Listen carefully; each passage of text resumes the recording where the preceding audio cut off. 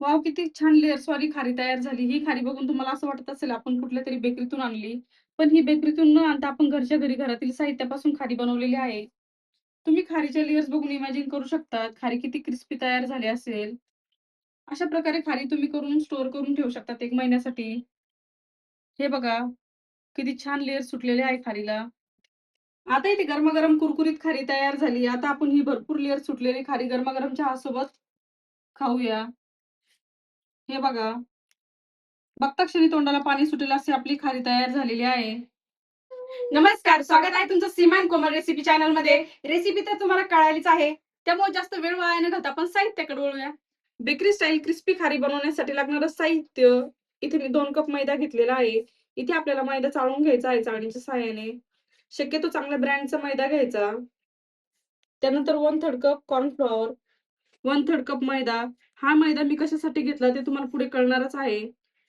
1/3 cup oil, 1 teaspoon ओवा, 3 tablespoon oil, 1 teaspoon मीठ. आता आपण खारी बनवण्यासाठी लागणारा डो भिजवून घेणार आहोत. त्यासाठी एक मोठा बाउल घेतला. आता यामध्ये आपण मैदा काढून घेऊया.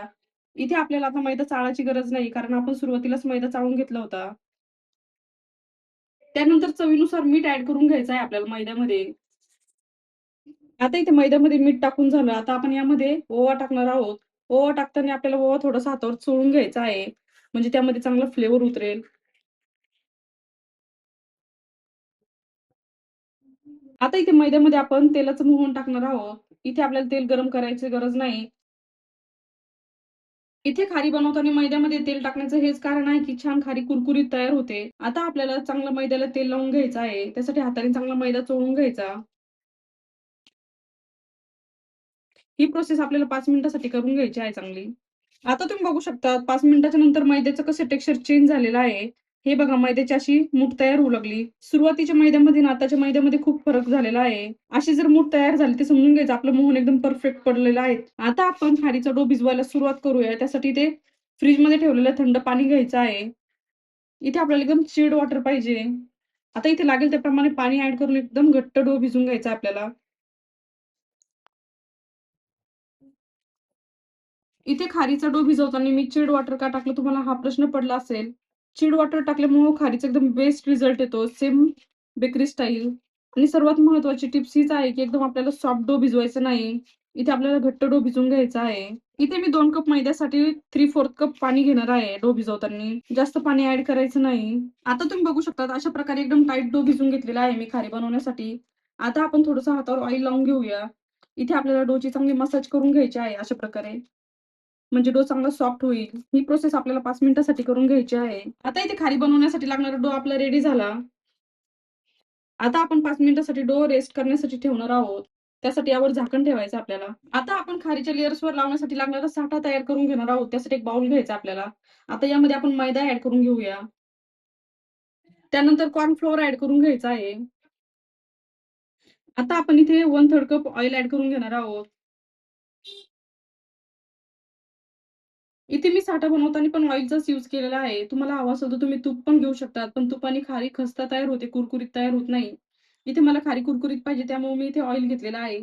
आता आपण ऑइल चांगलं मिक्स करून घेऊया. आता तुम्ही बघू शकता कॉर्नफ्लोअर आणि मैद्यामध्ये ऑइल चांगलं मिक्स करून घेतलं. सेम क्रीमसारखं टेक्स्चर झालेलं आहे साठ्याचं. इथे आपल्याला अजून 5 मिनिटासाठी साठा चांगला फेटून घ्यायचा आहे. हे बघा इथे साठा मी 5 मिनिटासाठी चांगला फेटून घेतला होता. साठा फेटून घेतल्याच्या नंतर तो थोडासा पातळ झालेला आहे. आपल्याला अशीच कन्सिस्टन्सी पाहिजे होती साठ्याची. आता इथे खारीचा डो मी एका ताटावर काढून घेतलेला आहे. ज्यामध्ये आपण पोळ्या किंवा भाकरी करतो ते ताट घेतलेलं आहे मी. कारण की एवढं मोठं तर आपल्या घरात पोळपाट पण नसतो. आपल्याला शक्य होईल तेवढं मोठं ताट घ्यायचं आहे. आता आपण खारीच्या डोला 4 पार्टमध्ये डिव्हाईड करून घेणार आहोत. चाकूला थोडंसं ऑइल लावून घ्यायचं.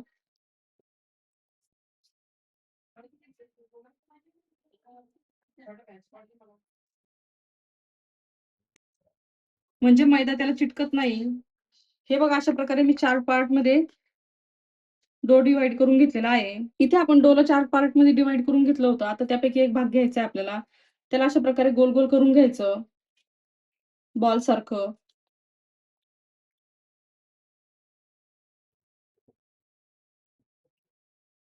आता तुम्ही बघू शकता अशा प्रकारे आपला एक बॉल तयार झालेला आहे डोचा. राहिलेले सर्व डोचे याच पद्धतीने आपण बॉल्स तयार करून घेणार आहोत. आता इथे डोचा एक पोर्शन घेतला. आता आपल्याला यापासून एक चांगली मोठी पोळी लाटून घ्यायची आहे. मोठी पोळी लाटण्यासाठीच मी मोठं ताट घेतलेलं आहे, जेणेकरून आपल्याला चांगली पोळी व्यवस्थित लाटता येईल. आता यावर थोडासा मैदा डस्ट करून घ्यायचा आपल्याला.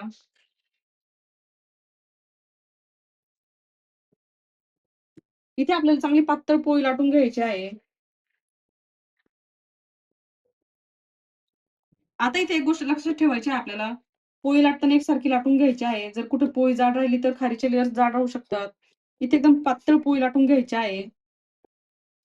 आता तुम्ही बघू शकता अशा प्रकारे एक मोठी पातळ पोळी लाटून घेतलेली आहे. तुम्ही पोळीची थिकनेस बघू शकता. किती पातळ पोळी आहे. आता राहिलेल्या सर्व पोळ्या याच पद्धतीने लाटून घेऊया. आता इथे मी सर्व पोळ्या लाटून घेतलेल्या आहे. आता त्यातली एक मोठी पोळी घेतली. आता यावर आपण साठा लावून घेऊया. इथे साठा हाताच्या सहाय्याने लावून घ्यायचा आहे, म्हणजे व्यवस्थित तो लागला जातो.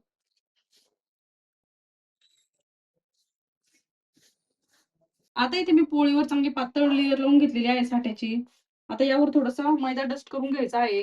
म्हणजे खारी तळताना त्याचे लेयर्स चांगले ओपन होतात.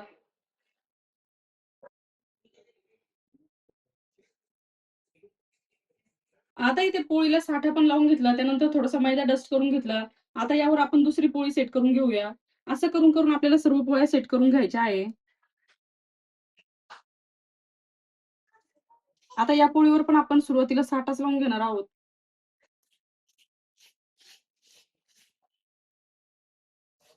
हे बघा या पोळीवर पण साठा लावून घेतला. ही आपली दुसरी पोळी आहे, म्हणजेच दुसरी लेयर आहे खारीची. आता यावर पण आपण थोडासा मैदा डस्ट करून घेऊया. आता इथे 3 पोळ्या मी सेट करून घेतलेल्या आहे. आता ही सर्वात शेवटची लेयर आहे आपली. आता या लेयरवर पण आपण साठा लावून घेणार आहोत. आता सर्वात वरची लेयर आहे याला पण मी साठा लावून घेतला. आता आपण या पोळीचे फोल्ड करून घेऊया. हे बघा अशा प्रकारे. एक साइड फोल्ड करून घेतली. त्यानंतर आपल्याला दुसरी साइड पण याच पद्धतीने फोल्ड करून घ्यायची आहे. आता इथे पोळीला फोल्ड करून घेतलं. आता ह्या साइडला पण आपल्याला साठा लावून घ्यायचा आहे. इथे आपण सेंटरला साठा लावून घेणार नाही, कारण आपण पुन्हा फोल्ड करणार आहोत पोळीला. आता आपण पोळीला पुन्हा फोल्ड करून घेऊया.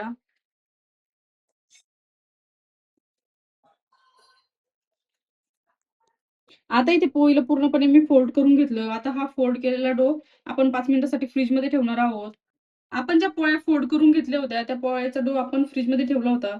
इथे डो आपला चांगला सेट झाला. आता आपण याला पुन्हा लाटून घेणार आहोत. त्यासाठी थोडंसं पुन्हा मैदा डस्ट करून घ्यायचा आपल्याला. शक्यतो ही पोळी आपल्याला चौकोनीच लाटून घ्यायची आहे. खूप जास्त पातळ लाटायची नाही, हलक्या हाताने लाटून घ्यायची. म्हणजे त्याचे लेयर्स मोडणार नाही. सुरुवातीला थोडीशी लंबी पोळी लाटून घेऊया अशा प्रकारे. आता इथे लंबी पोळी लाटून घेतली की याला थोडंसं आडवं करायचं. आता पुन्हा लाटून घेऊया. अशा प्रकारे आपल्याला चौकोनी पोळी छान लाटून घ्यायची आहे. इथे घरातील रेग्युलर पोळीपेक्षा थोडी जास्त थिकनेस ठेवायची आहे आपल्याला या पोळीची.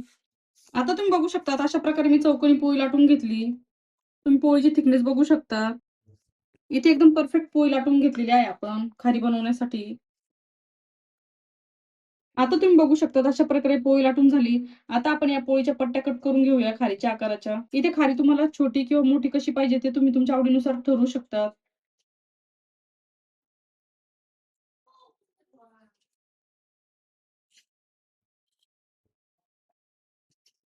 हे बघा अशा प्रकारे पट्ट्या कट करून घ्यायच्या आपल्याला.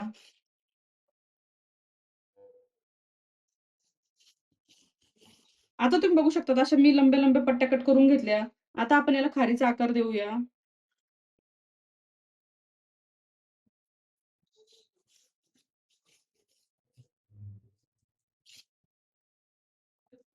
हे बघा अशा प्रकारे मी खारी कट करून घेतली. तुम्हाला हवं असेल तुम्ही याच्यापेक्षा छोटे पण पीस कट करून घेऊ शकतात किंवा याच्यापेक्षा मोठे पण कट करून घेऊ शकतात.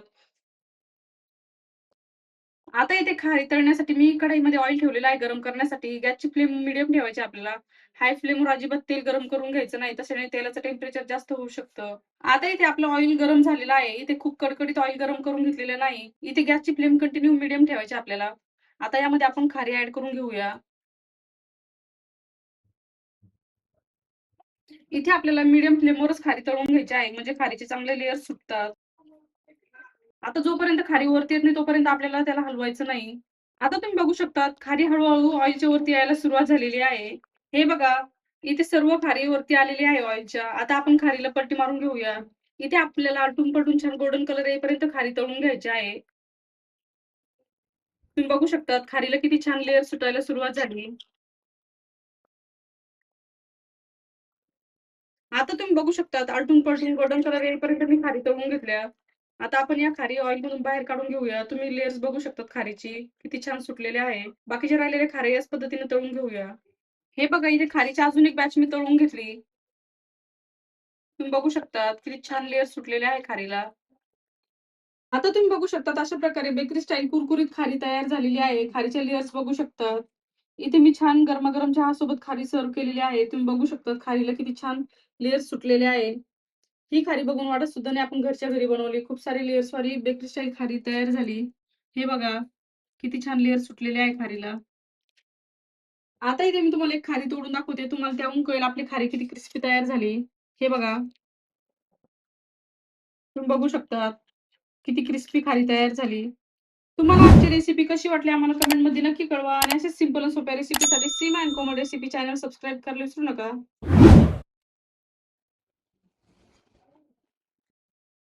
मस्तपैकी बेकरी स्टाईल खूप सारी लेयर्सवाली कुरकुरीत खारी तयार झालेली आहे. तुम्हाला आजची रेसिपी कशी वाटली आम्हाला कमेंटमध्ये नक्की कळवा. आणि अशाच सिंपल आणि सोप्या रेसिपीसाठी Seema and Komal recipe channel subscribe करायला विसरू नका. ऑलरेडी सबस्क्राईब असेल तर व्हिडिओला लाईक करा, कमेंट करा आणि शेअर करा. चॅनलवर नवीन असेल तर चॅनलला नक्की सबस्क्राईब करा आणि बेल आयकॉन म्हणजे घंटीला प्रेस करायला विसरू नका. जेणेकरून तुम्हाला नवीन-नवीन व्हिडिओचे नोटिफिकेशन मिळतील.